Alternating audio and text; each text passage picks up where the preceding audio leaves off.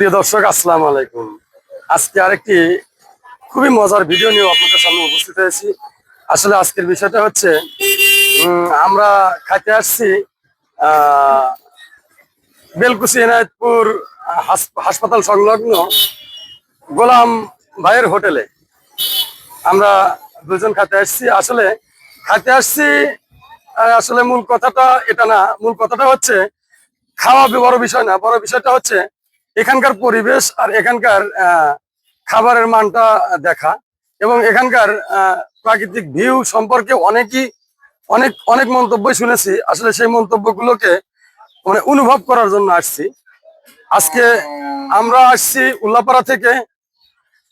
তো শুধু উল্লাপাড়া থেকে নয়, ঢাকা, বগুড়া, ময়মনসিংহ বা অনেক অনেক জায়গায়, অনেক অনেক জায়গার ভাই বন্ধুদের সাথে আমার অনেক কথা হয়েছে যে এই গোলামের হোটেল সম্পর্কে। এখানে নদীর টাটকা মাছ আর গরু পাওয়া যায়, যেটা যেটা কিনা আসলে মানে অতিটাই চমকপ্রদ।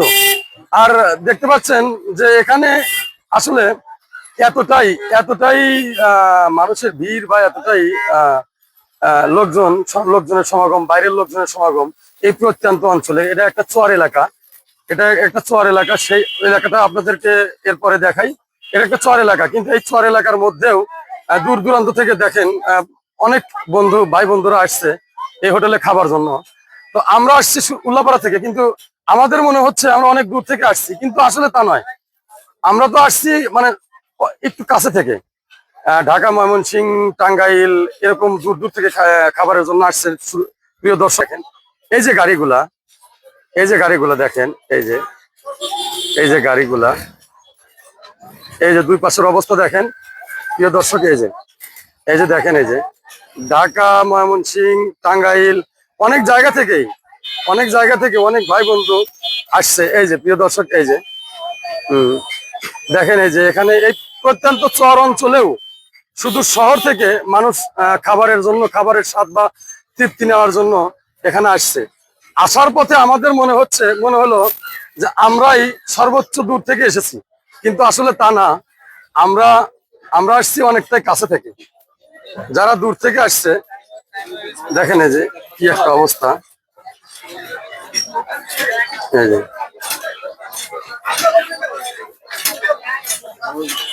দেখেন, এই যে কি একটা অবস্থা, মানুষের কি কি একটা অবস্থা। এই যে দেখুন, এই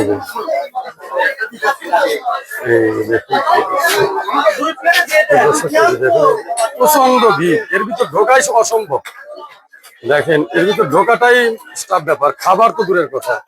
আর খাবার অর্ডার করলে কখন খাবার পাবো তারও কোনো নিশ্চয়তা নাই। এখানে রান্না হয়, এখান থেকে খাওয়া। খুবই সুন্দর একটা পরিবেশ, কিন্তু তারপরেও মানে অনেক কাস্টমার। এই যে চিংড়ি মাছ রান্না হয়েছে, এই যে চিংড়ি মাছ, এই যে হোটেলে, এই যে মাছ, এই যে এখানে রান্না হচ্ছে দেশীয় মশলা দ্বারা রান্না হয়। এই যে এখানে কাজ হচ্ছে, এই যে কোটা বাছার যত কাজ এখানে হচ্ছে দেখেন। এই যে প্রিয় দর্শক, হোটেলে যারা ম্যানেজমেন্টের দায়িত্বে আছে তাদেরকে একটু আপনাদের সাথে কথা বলতে চাইছিলাম। অনেক ইচ্ছে করে, অনেক শর্ট করে আসছিলাম যে হোটেলের ম্যানেজমেন্টের যারা দায়িত্বে আছে, এই যে ভাত, তাদের সাথে একটু কথা বলবো প্রিয় দর্শকদের, কিন্তু আসলে না। তারা এতটাই ব্যস্ত যে এই এই রান্না, এই গোস্ত বা এই মাছ, নদীর মাছ নিয়ে তারা এতটাই ব্যস্ত যে এখানে তাদের কথা বলানো সম্ভব নয়। তারা খুবই ব্যস্ত। তাই প্রিয় দর্শক, এই দেখেন, এই যে দেশীয় সমস্ত মশলা, দেশীয় মাছ, এই যে আমাদের যমুনা নদীর চিংড়ি মাছ, এই যে দেখুন, এই যে ইনি কাটছে। এই যে ভাই, আপনার নাম কি?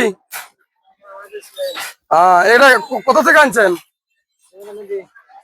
এই যে প্রিয় দর্শক দেখেন, এখানে এই যে যমুনা নদীর মাছ, এই মাছগুলো এখানে কাটা হচ্ছে।